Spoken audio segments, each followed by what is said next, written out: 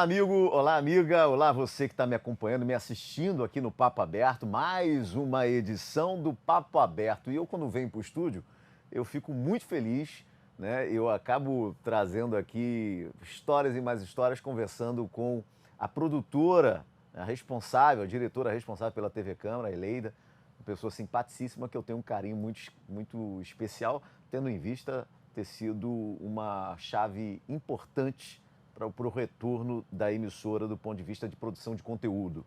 Então eu fico muito feliz nesse sentido. E a gente estava conversando sobre um livro que eu tenho. Eu lancei esse livro falando A Arte da Oratória Política e inseri nesse livro algumas gafes cometidas por alguns vereadores da época, por algumas autoridades da época, e ainda coloquei para complementar em uma charge. Naquele momento que eu tinha produzido esse livro, eu fiquei muito preocupado em receber aí processos, enfim. Mas foi ao contrário, os vereadores da época disseram, pelo amor de Deus, coloca a minha gafe lá, que eu acho legal, divulgar aí os erros que eu cometi e tal. Então, em breve eu vou trazer esse livro aqui para você conhecer um pouquinho da história das autoridades, gafes cometidos durante a oratória, da fala, enfim, que ficou bem bacana. Mais uma edição do programa, eu hoje recebo aqui nos nossos estúdios o Rafael Campos, doutor Rafael Campos, advogado, conhecido carinhosamente como Dr. Rafael Cocada, ou como Cocada, como alguns costumam dizer. Rafael, satisfação em recebê-lo aqui. Bom dia, antes de mais nada. Satisfação em recebê-lo aqui no meu programa. Programa Papo Aberto, da TV Câmara, para bater esse papo, conversar sobre vários assuntos, sobre política, lei eleitoral, enfim. Vamos aqui dar uma rascunhada, porque o nosso tempo é bem curto, mas eu não tenho dúvidas de que vai ser muito bacana o nosso bate-papo. Rafael, suas considerações iniciais. Prazer estar aqui com você. Esse programa aqui maravilhoso, aqui da TV Câmara. Um programa que abre oportunidade para os munícipes estarem aqui falando, trazendo um pouco do dia a dia, nessa semana, nesse quadro de hoje. Um pouco do meu trabalho, da minha vivência, da minha experiência também. Satisfação de estar aqui na sua frente.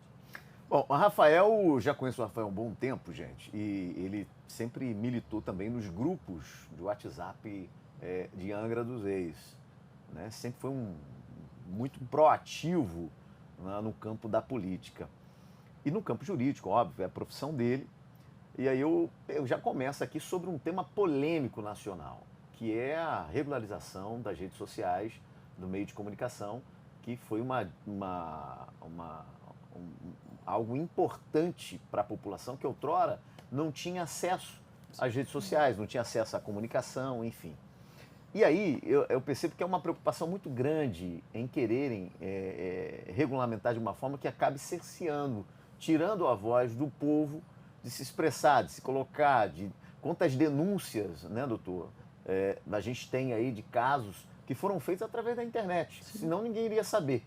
Né? Até denúncias graves, até na questão do uso errado do erário público, enfim.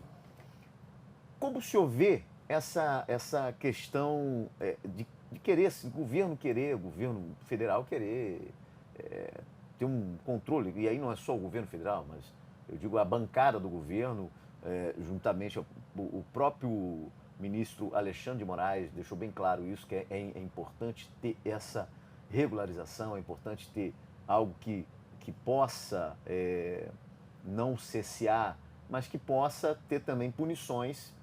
Eu vi uma declaração do ministro que possa ter punições para quem comete crimes de fake news, por exemplo. Como é que o senhor vê a situação que o Brasil está vivendo hoje? Eu vejo um problema muito sério. E esse problema muito sério, ele vem da raiz, ele vem ali do nascedouro. Pela seguinte razão.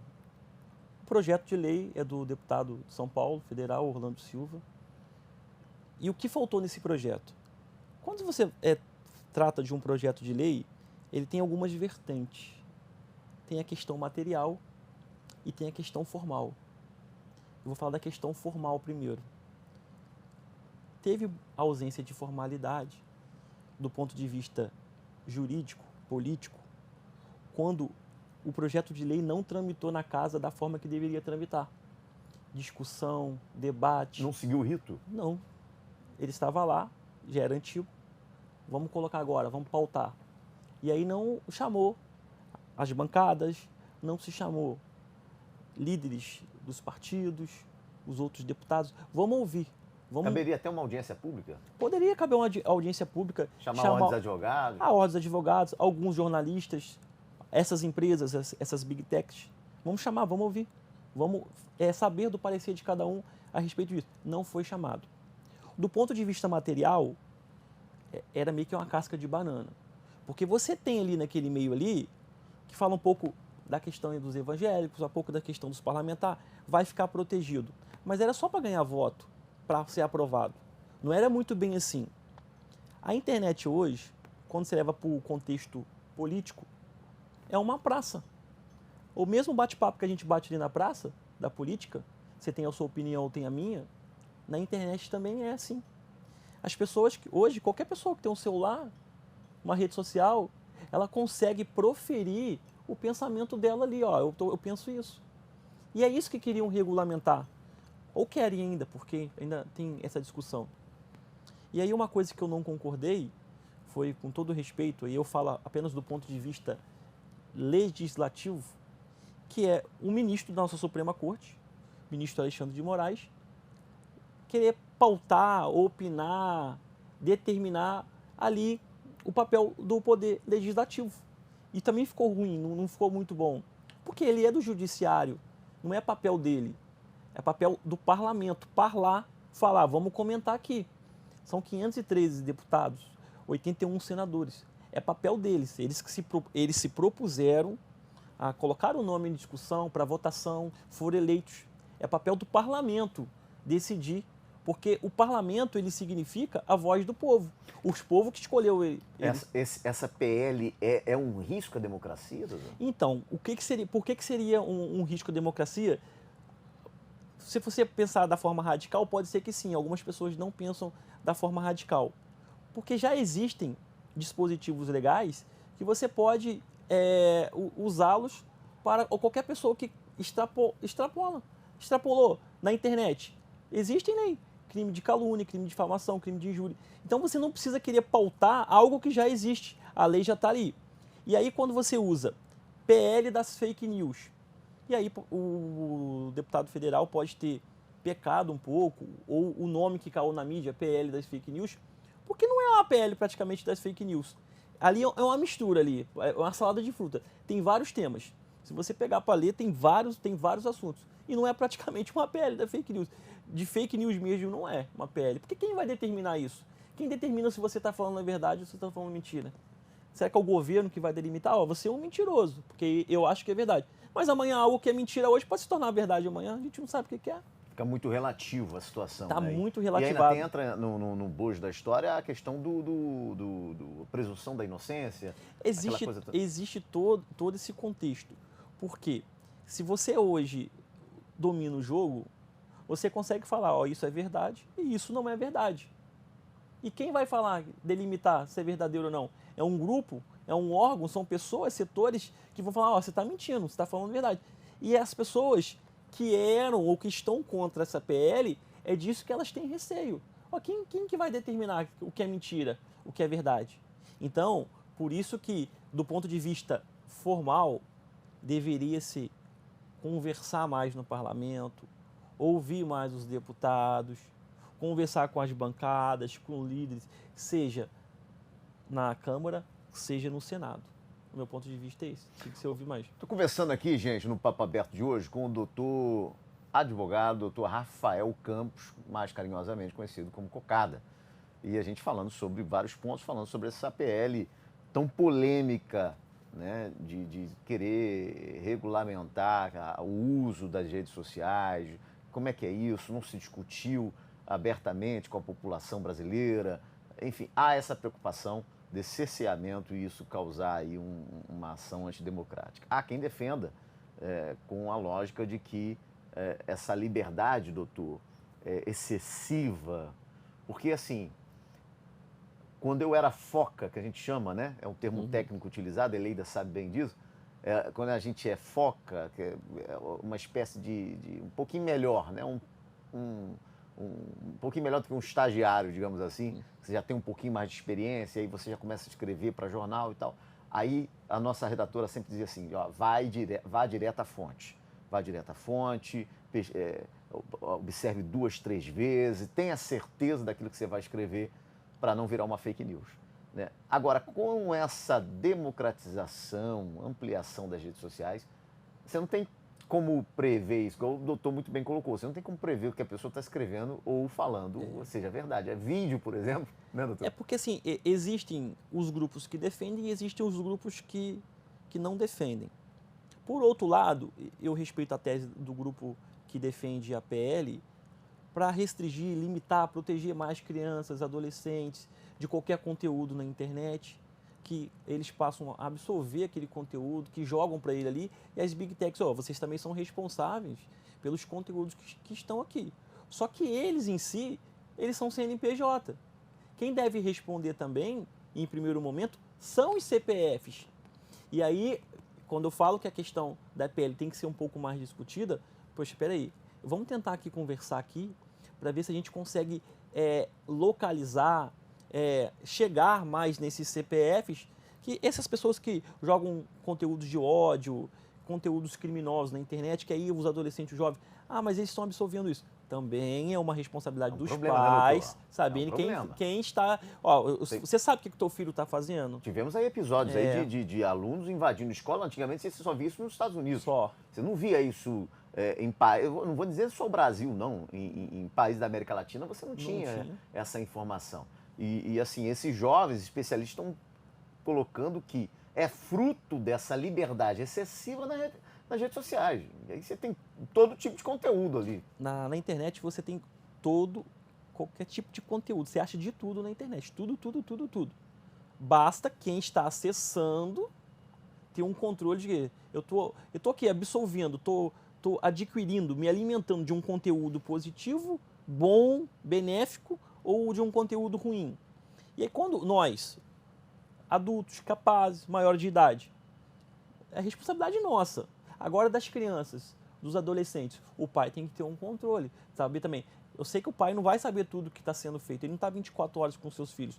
Aí é por isso que a PL tem que ser discutida também, para saber, vamos tentar identificar esses CPFs? Vamos tentar identificar essas pessoas? Mas ele me ofendeu pela internet. Igual já vou reiterar, já expliquei.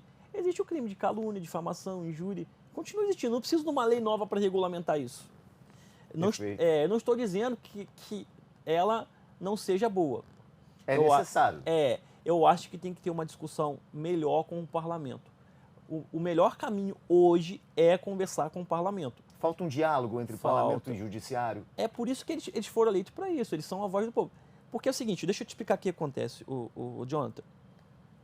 O poder legislativo, ele trabalha para o futuro. O poder judiciário, ele trabalha para o passado. A sociedade está um passo à frente do direito. Então, o direito ele precisa se adequar à sociedade. A sociedade avança, o parlamento tem que avançar junto. Então, eu coloco uma lei, um projeto, quando for aprovado, sancionado pelo presidente da República, para frente. O fato aconteceu, então o judiciário trabalha com o passado. Agora eu julgo, porque já aconteceu. É assim que acontece. O judiciário não pode querer fazer o papel do legislativo. Eu vou querer fazer para frente. Prever lá na frente. Porque você inverte. Os poderes, eles são harmônicos. Eles precisam trabalhar, cada um no seu, separadamente. Em alguns momentos, eles trabalham juntos. Os poderes, eles possuem o seu papel atípico, o seu papel típico. É típico do legislativo legislar, como também é típico fiscalizar. É típico do judiciário julgar e do executivo executar. Existem papéis atípicos que o judiciário pode administrar, o executivo pode julgar, mas são papéis atípicos. Quando a gente estuda controle de constitucionalidade, a gente percebe assim, esses papéis atípicos de cada um dos poderes. Mas tem essa possibilidade, mas não é o seu típico. Eu não posso ficar insatisfeito. Eu estou insatisfeito e vou procurar o Poder Judiciário para resolver algo que é o parlamento que tem que resolver. Doutor Rafael, essa questão eu vou tomar cuidado com as palavras, quando se fala de jurídico, eu vou tomar cuidado com as palavras que eu vou utilizar aqui. Não sei se diria ingerência, intervenção, lobby, não sei, né? Mas esse envolvimento do judiciário mais para o campo político se deve talvez aí dessa polarização, disputa entre Bolsonaro e que grupo de Bolsonaro, grupo do Lula, acabou jogando o judiciário nesse meio todo, porque não vamos dizer que o judiciário tem que ser imparcial, enfim, mas a gente está lidando com o ser humano tem a sua posição política, isso é natural. Esse bojo de confusões em meio a tudo isso que a gente vê e percebe, acabou fazendo com que o judiciário perdesse um pouco da sua credibilidade. Porque outra hora, quando se falasse do judiciário, falava assim, meu Deus do céu, a coisa, nossa, por exemplo, o STF, nossa Suprema Corte, ela tem um poder tremendo e tal. Ficou uma coisa meio que embolada no meio do caminho? E vai continuar, no meu ponto de vista, pela seguinte razão. Eu respeito muito o Poder Judiciário, respeito a instituição que eu faço parte, a Ordem dos Advogados do Brasil, que tanto aqui municipal, estadual e federal, respeito muito o Poder Judiciário. Só que, sim, em alguns momentos há a possibilidade de você tecer algumas críticas, sim. Por quê? Pela seguinte razão. Essa polarização vai continuar. Parece que quem é da esquerda precisa da direita e quem é da direita precisa da esquerda. E se um lado desse acabar, parece que o outro lado também vai deixar de acabar. Então precisa existir e coexistir eles juntos. Para o equilíbrio? Para o equilíbrio. Só que assim, está muito equilibrado. A disputa eleitoral do ano passado deixou bem claro que o Brasil ficou dividido. Ah, mas teve um grupo que não votou. Complica mais ainda, porque ficou claro que está dividido. E esse lado que ficou dividido, tanto o lado perdedor quanto o lado ganhador, em algum momento vai ficar acionando o Poder Judiciário. Eu estou insatisfeito com isso. Eu vou no Poder Judiciário. Vai gerando uma máquina de trava. E aí chegou uma hora que o Poder Judiciário chega assim, poxa, eu sou uma corte constitucional. Eu não podia ser uma corte de recurso. Então deveria acontecer o quê? Que se criasse uma outra corte, eu só vou julgar questões constitucionais. Mas aí acaba que tudo desemboca lá. E aí a corte vai ficando super lotada, cheia, e qualquer coisa que eu estou insatisfeito, eu coloco agora. Pra você ver um tema que possivelmente pode cair no STF, existiu uma privatização de uma estatal, em que agora o governo atual não está satisfeito com a privatização que foi feita corretamente no outro governo passado. Vai levar, possivelmente, pode ser que leve para o Poder Judiciário para resolver. Não é papel do Poder Judiciário, no meu ponto de vista, resolver isso, porque já está resolvido, já passou. Entendeu? Você está insatisfeito com alguma coisa, eu vou levar para o Poder Judiciário. Aí acaba também polarizando também o Poder Judiciário para um dos lados. Esse é o meu ponto de vista. Olha, eu conversando aqui com o doutor Rafael, você no bate-papo com a gente, é sempre bom conversar a respeito de um assunto mais do dia a dia, né? Que está sendo tão invocado, está em voga esse debate da questão política e do poder judiciário. A gente falava da influência da internet, da intervenção do poder judiciário, né? E você citou aí o papel dos pais também. Sim. A gente tem um conselho tutelar que tem tido cada vez mais trabalho. Tivemos aí a questão da Casa Abrigo, né, que passou por uma denúncia, tem uma nova reformulação, enfim. O Conselho Tutelar que tem o papel de acompanhar se o pai ou a mãe estão realmente cuidando dos seus filhos, no sentido de que quando esses filhos, né, não cometem algum tipo acho que o doutor não possa usar contravenção, porque é menor de idade, não é isso? É porque assim, o menor de idade ele não comete crime, ele comete fato análogo a crime. Análogo a crime. E aí você tem esse menor de idade cometendo esses fatos análogos ao crime, muitas das vezes motivado pela internet, que acabam sendo recrutados, inclusive, para essas coisas. O papel de pai e mãe, às vezes, tem perdido lugar para a questão da internet, doutor? O que acontece? O mundo está desenvolvendo muito rápido. E as pessoas, hoje, elas fazem muita coisa em pouco tempo. Porque está assim, você está precisando resolver tudo com pouco tempo. E muitos pais desses acabam, infelizmente, deixando seus filhos de lado. Não vou generalizar tudo, que acontece com todos os pais. Mas muitos pais, infelizmente, não têm tempo para cuidar dos seus filhos. Vou abrir uma mochila, vou ensinar um dever de casa, vou saber como é que foi o colégio hoje. Não tenho tempo para buscar, não tenho tempo para levar. Mas, pô, vou tirar aqui pelo menos em 15 dias para conversar com a diretora e com a professora para saber como está o comportamento do meu filho. Esse papel do pai não pode ser substituído pelas ações do conselho tutelar. O conselheiro, ele não é pago para isso. O conselheiro é pago para proteger a criança e o adolescente. Mas como proteger? Existem vários artigos ali no Estatuto da Criança e do Adolescente em que delimitam o papel do conselheiro tutelar. E nesses artigos, em nenhum fala que é papel do conselheiro tutelar fazer isso. Então, desde que o mundo é mundo, que a humanidade começou, é papel do pai educar. A educação tem que vir de casa. E quando a educação tem que vir de casa, eu falo no aspecto extremamente geral, para tudo. Comportamento, como que você vai estar na escola, perante a sociedade, o que tem feito, vestimenta, tudo isso envolve. A partir do momento que você fica omisso, distante na criação dos seus filhos, algumas coisas podem acontecer. Pode estar criando um monstrozinho ali. Pô, né? eu estou sujeito a algumas coisas. O mundo é assim, o mundo ele oferece. Você tem que saber o que está sendo absolvido. E nós, adultos, os capazes, você consegue fazer uma filtragem do que você está se alimentando.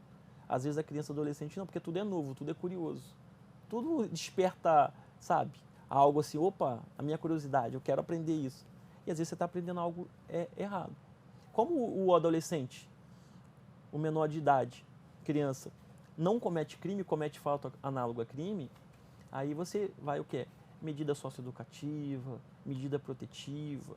Aí sim, pós o fato, vem o trabalho do conselheiro tutelar para conversar com os pais, conversar com as mães, saber como é que está. Os pais estariam terceirizando essa tarefa que deveria ser deles e aí passando para o Estado, no sentido de que, ó, põe na escola, a escola que se vire, na rede social, a rede social que se vire.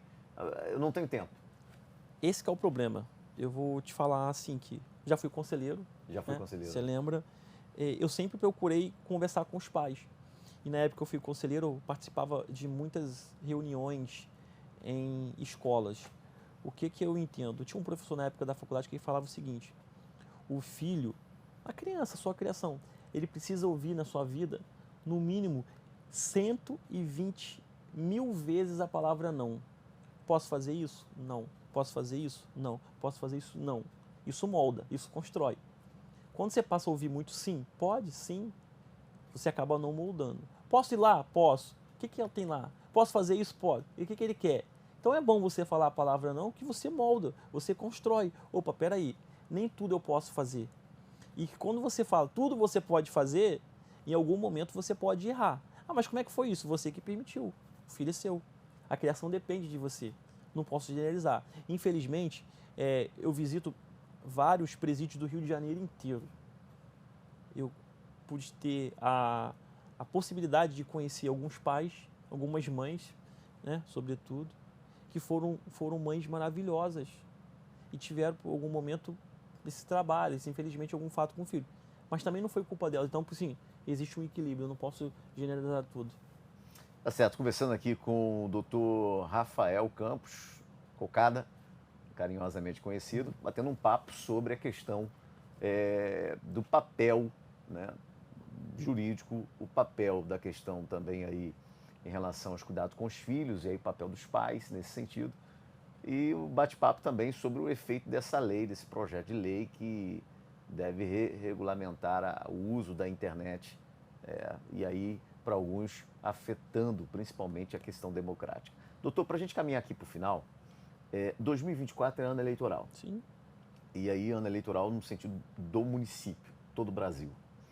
E aí você vai ter candidaturas para prefeito, né, os prefeitáveis, candidatura para vereador, né, em todo o município. Né, eleição municipal. Esse ano, a gente, se eu não me falha a memória, a gente tem aí o processo seletivo para o Conselho Tutelar. Sim. Alguns municípios estão adotando também um ano anterior ao ano eleitoral. Em termos de lei, costuma mudar muito a questão da lei eleitoral como prévia para processo eleitoral municipal? Tem essas nuances de mudanças, por exemplo, isso pode, isso não pode. Antigamente, por exemplo, o uso da camisa poderia, não pode mais. Caneta, bottom, tudo isso valia. Eu participei dessa época do processo eleitoral, eu sei que isso era permitido. Hoje não é mais permitido. Teve uma época que as redes sociais poderiam ser usadas. Hoje você precisa registrar junto ao TSE para usar as redes sociais para quem for candidato. Ano que vem a gente tem candidatura para prefeito. Alguns prefeitáveis já se colocam o nome, vou citar o nome aqui, mas se colocam aí como possíveis nomes. Quer dizer, é uma efervescência para o ano que vem e ainda por conta disso você tem a questão da lei que muda, né? Se existem resoluções, aí você tem questões também, emendas constitucionais que modificam, tem lei eleitoral, tem tudo. Só que precisa ser modificado um ano antes da eleição. Então, assim, a eleição é em outubro do ano que vem, então tem que ser modificado pelo menos um ano antes da eleição. Nesse ponto de vista que você destacou, a respeito dos votos, camisa, boné, isso aqui, o que hoje em dia se preza? O equilíbrio do jogo, porque o cargo é público. Então, os ministros, né, do Tribunal Superior Eleitoral, através das leis, eles tentam aplicar o seguinte, aí também tem os tribunais regionais. Vamos tentar aqui manter no ordenamento a possibilidade de que todos concorram de forma equilibrada. Então, assim, se uns têm possibilidade de dar mais benefícios, presentes para o outro, que não existe mais isso, existia, você acaba desequilibrando o jogo.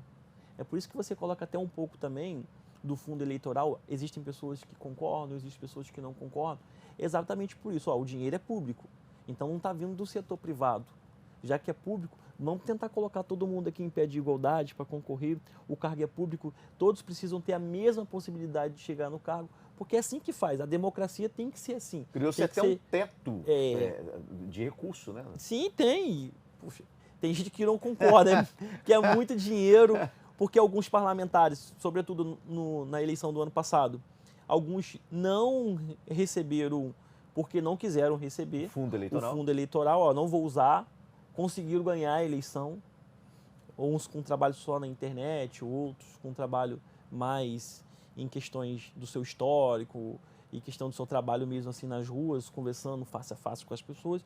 E eu não quero usar esse recurso eleitoral que tem aí, esse fundo, eu não quero usar. E não usaram, e venceram. Por outro lado, outros usaram muito, de forma estratosférica, e também não ganharam, eles não ganharam a eleição. Então, assim, tem essa nuance, né? Uns não usaram nada e ganharam, outros usaram muito e não ganharam. O povo hoje em dia está muito alerta nisso. Pois é, a internet participa muito. E o ano que vem vai poder usar a internet? A internet sempre vai poder ser usada. É por isso que às vezes você quer equilibrar, regulamentar, arrumar isso aí, poxa, para você colocar. Não pode ser uma terra de ninguém. Quando a gente entra na jurisprudência do tribunal, o que tem de caso aí de ofensas, brigas na internet que geraram processo, dano moral, geraram tudo. Por quê? Porque ficaram na internet. Doutor, mas os eleitores ficam lá defendendo. Eu vou falar uma coisa aqui que, assim, eu sou contra a questão de cercear. Óbvio, que eu sou, já posicionei aqui. Mas também, a pessoa vai sair de casa, tá na cozinha, filma, tá na cozinha. Tá no banheiro, filma que tá no banheiro. Assim, virou assim, banalizou-se o uso da internet, né? A pessoa fala o que quer, cria o que quer, virou-se uma miscelânea, uma mistura, um sofisma, assim. Você tem pedaço que é verdade, pedaço que é mentira, e você não consegue identificar onde está a verdade disso tudo. É porque assim, a internet, ela dá voz a todos. Indistintamente. Se você tiver com o celular, tiver internet, a gente consegue bater um papo com alguém que está no Amapá agora. Lá no extremo do nosso país, eu vou bater papo. Tu consegue mandar um link, chamar a pessoa ao vivo aqui com a gente. Perfeito. E a gente bater papo. Então assim, a internet tem esse espaço, é uma praça. Você consegue falar, eu tenho a seguinte filosofia. Para mim, você tem de liberdade de você falar o que você quiser. Mas o que você quiser. Você pode falar qualquer coisa que se você quiser. A boca é sua, o pensamento é seu. A Constituição fala, a livre manifestação de pensamento, a salvo que o anonimato. Tudo bem. Só que algumas coisas você tem que ser responsável pelo aquilo que você falou. E dependendo do que você falou, isso vai te gerar algumas consequências. Eu quero falar. Eu não posso impedir o seu direito de falar. Só que você tem que entender o seguinte, algumas das suas Vem falas, um ônus aí. ela pode gerar uma consequência a você. O senhor já tem muitos casos de processo de internet aqui na cidade de Angra? O senhor já pegou aí? Já. Tem muitos casos, assim, no período eleitoral, geralmente é o Surge próprio mais, né? candidato que questiona alguém que não gosta dele, porque sempre alguém vai gostar. Aham. Ninguém vai gostar de todo mundo. Pô, eu vou defender o meu, vou criticar aquele. Jesus não foi unanimidade. É normal. Agora, tem muito caso também de que cobrando o outro na internet, aí coloca na rede social, marca a pessoa, tá me cobrando na internet, ofendendo, briga de casal, relacionamento. Aí começam a colocar. As pessoas ficam, tem gente que fica assim, vidrada aqui, poxa, qualquer coisinha, me ofendeu, colocou aqui, me marcou, tem testemunha. É o Poder Judiciário que tem que resolver isso. Tem que resolver isso. Conversei aqui com esse cara simpaticíssimo, doutor, advogado, Rafael Campos, mais carinhosamente conhecido como Cocada. Cocada, obrigado por você estar aqui com a gente. Sim, cara, satisfeito de estar aqui. Obrigado pelo espaço, obrigado pela oportunidade. E é um espaço bem democrático dentro do nosso município. Estar aqui conversando com você, essa pessoa que é carismática também, amigo de todo mundo aqui em Angra dos Reis. E o espaço aqui também é democrático, amigo. Muito obrigado. Sempre um aprendizado, vai voltar mais vezes, vou fazer uma mesa de debate, conversar com a produção, ver se a gente faz uma mesa de debate aqui, convidar o Cocada para participar dessa mesa, que eu sei que ele gosta de uma pitada bem polêmica também, igual a mim, isso é muito bom. Eu volto na próxima edição do Papo Aberto. Tenham todos um excelente dia, tarde, manhã, noite, não sei o horário que você vai me assistir aí, mas um forte abraço, Deus te abençoe grandemente, tenham todos aí um excelente dia, a gente se vê na próxima edição do Papo Aberto. Até lá, tchau.